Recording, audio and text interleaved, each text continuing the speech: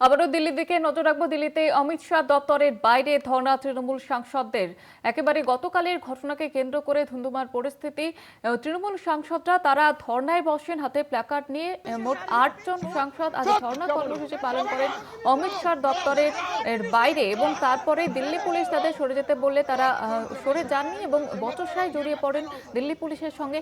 এরপরে টেনে হিচড়ে তৃণমূল সাংসদদের গাড়িতে তোলে দিল্লি পুলিশ। গতকালই আইপ্যাকের অফিসে ইডির হানা। এই ঘটনায় মুখ্যমন্ত্রী মমতা বন্দ্যোপাধ্যায় তথা তৃণমূল সুপ্রিমো মমতা বন্দ্যোপাধ্যায় তিনি সরব হয়েছিলেন ইডির বিরুদ্ধে। তথ্য চুরি, ভোটের রণকৌশল চুরির অভিযোগ তোলেন এবং সেই ঘটনার প্রতিবাদে আজ তৃণমূল সাংসদরা তারা ধর্নায় বসেন এবং সেই ধর্না কর্মসূচিকে কেন্দ্র করে ধুন্ধুমার পরিস্থিতি তৈরি হয়। তৃণমূল সাংসদদের টেনে হিচড়ে প্রিজন ভ্যানে তোলা হয়।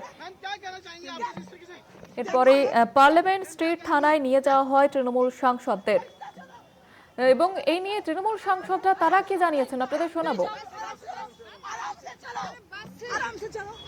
जो भी करते इस बीजेपी को हम हरा के रखेंगे। जो भी पुलिस लेके जा रही है, क्या कहेंगे प्रदर्शन हम करेंगे कि आप देख लें कि देश के लोग देख लें कि निर्वाचित सदस्य दिल्ली पुलिस क्या हो रहा है, क्या हो रहा है, देखो ये क्या हो रहा है, देखो ये क्या कर रहे हो आप।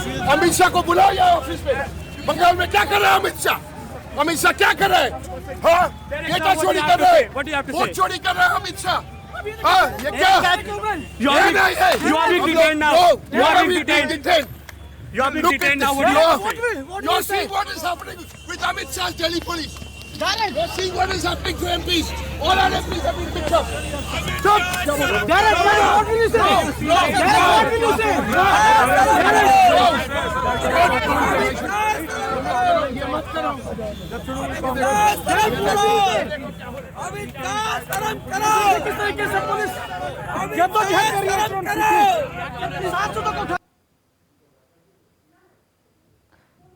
বিজেপি রাজ্য সভাপতি শ্রমিক ভট্টাচার্য কি বলেছেন আপনাদের শোনাবো।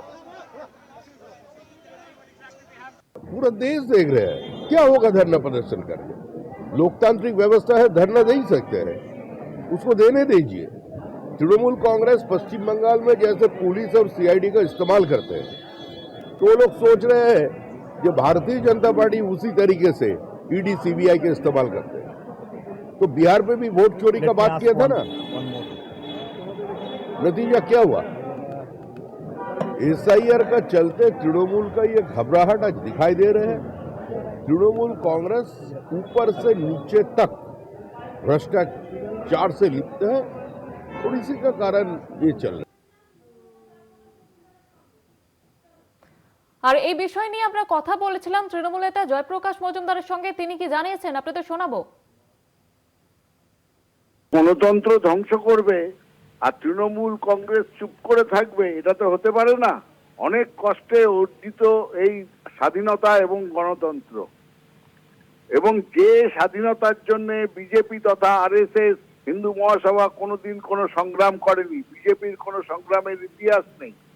অনেক কষ্টে এই গণতন্ত্র স্বাধীনতা আমরা পেয়েছি, সেটাকে স্বৈরতন্ত্র দিয়ে বদলে দেবে অমিত শাহ নরেন্দ্র মোদী, সেটা তো হতে পারে না, আমরা হতেও দেব না। সংগ্রাম চলবে, প্রতিবাদ চলবে।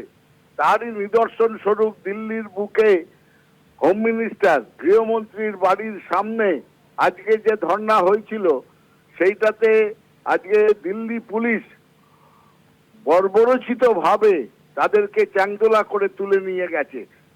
পশ্চিমবঙ্গের বিজেপির নেতারা চোখ খুলে দেখে নিন কিভাবে তৃণমূলের প্রতিবাদকারীদের, আন্দোলনকারীদের সঙ্গে ব্যবহার দিল্লি পুলিশ করলো।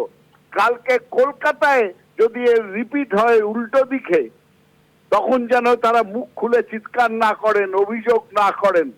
এইটা মনে রাখবেন, এক হাতে তালি বাজে না, তালি দু হাতে বাজবে, আর দু হাতের তালির সঙ্গে খেলা হবে। সামনের দিনে গণতন্ত্র ধ্বংসকারীদের বিরুদ্ধে প্রচন্ড ভাবে খেলা হবে। তৃণমূলের ধর্নায় পুলিশি পদক্ষেপ, দিল্লিকাণ্ডের প্রতিবাদে সরব তৃণমূল। এটা কি ধরনের ঔদ্ধত্য? সমাজ মাধ্যমে শাকে প্রশ্ন তৃণমূলের। গণতন্ত্রকে পিষতে চাইছে বিজেপি, কিন্তু বাংলা ঝুঁকবে না। সমাজ মাধ্যমে প্রতিবাদ তৃণমূলের।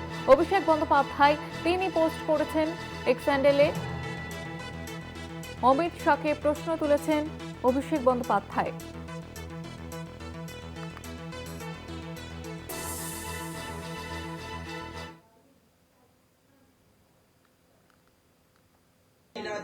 আজকে আমি মহুয়া মৈত্র কৃষ্ণনগরের সাংসদ, আমার সাথে আরো তৃণমূল কংগ্রেসের সাংসদ রয়েছেন, আমাদের পার্লামেন্টারি পার্টি লিডার শতাব্দী রায়, প্রতিমা মণ্ডল, শর্মিলা সরকার, বাপি হালদার, ইফতি আজাদ, সাকিব গোখলে, আমাদের সবাইকে অ্যারেস্ট করে দিল্লির পার্লামেন্ট স্ট্রিট পুলিশ স্টেশনে নিয়ে এসেছে। বাংলার মানুষ কালকে দেখেছে কিভাবে অমিত শাহের নির্লজ্জ পুলিশ একটা 7-8 বছরের পুরনো কয়লা কেলেঙ্কারিকে সামনে রেখে সেই অজুহাত দিয়ে ইডিকে ও প্রতীক জেন এবং আইপ্যাকের অফিসে ঢুকিয়ে তৃণমূল কংগ্রেসের যত রাজনৈতিক তথ্য, যত আমাদের ইলেকশন, আমাদের নির্বাচনী যা তথ্য, যত সার্ভে, ক্যান্ডিডেট লিস্ট সবকিছু চুরি করার জন্য কিভাবে ইডিকে তারা প্রতীক জেন এবং আইপ্যাকের অফিসে পাঠিয়েছে। যদি কোনো কোল কেস, কোন কয়লা কেলেঙ্কারির যদি কিছু থাকতো তাহলে 7 বছর ধরে ঘুমোচ্ছিল তারা। 7 বছর ঠিক এখন SIR চলছে, 1 মাস বাদে ভোট, তারা হঠাৎ জেগেছে যে কয়লা কেলেঙ্কারি হয়েছিল। আর 7 বছরের সেই তথ্য তারা এখন প্রতীক জেনের কম্পিউটার তার ফাইলের মধ্যে পাবে না? এখন যেটা চলছে, যে আইপ্যাকের কাজ চলছে, সেই জিনিসগুলো পাবে। মমতা ব্যানার্জি বাঘের বাচ্চা, কারো বুকের পাটা ছিল না। ইডির হামলা চলাকালীন মমতাদি ভেতরে গিয়ে দেখিয়ে দিয়েছে যে ভাই, তোমরা যদি আমাদের জিনিস চুরি করতে আসো সেটা কিন্তু আমরা থামাবার যতটা চেষ্টা করব। মমতাজি দেখিয়ে দিয়েছে। আর কারো বুকের পাটা থাকতো না, সবাই ইডি CBI কে ভয় পায়। মমতাদি দেখিয়ে দিয়েছে কালকে যেভাবে উনি গিয়ে তৃণমূল কংগ্রেসের যা সম্পত্তি, তৃণমূল কংগ্রেসের যা রাজনৈতিক সম্পত্তি, সেটাকে সেভাবে যিনি প্রোটেক্ট করেছেন। আজকে আমাদের অ্যারেস্ট করে আমরা শান্তিপূর্ণভাবে গৃহমন্ত্রকের বাইরে, অমিত শাহর অফিসের বাইরে আমরা প্রোটেস্ট করছিলাম, কিন্তু সেখানে পুলিশ এসে আমাদের টেনে হিচড়ে চ্যাংদোলা করে আবার পার্লামেন্ট স্ট্রিট পুলিশ স্টেশনের সামনে এনে নিয়েছে। প্রত্যেকবার বিজেপি এটা করে, বাংলার মানুষ জবাব দাব। এভাবেও যেন বাংলার মানুষ ঠিক সেইভাবেই জবাব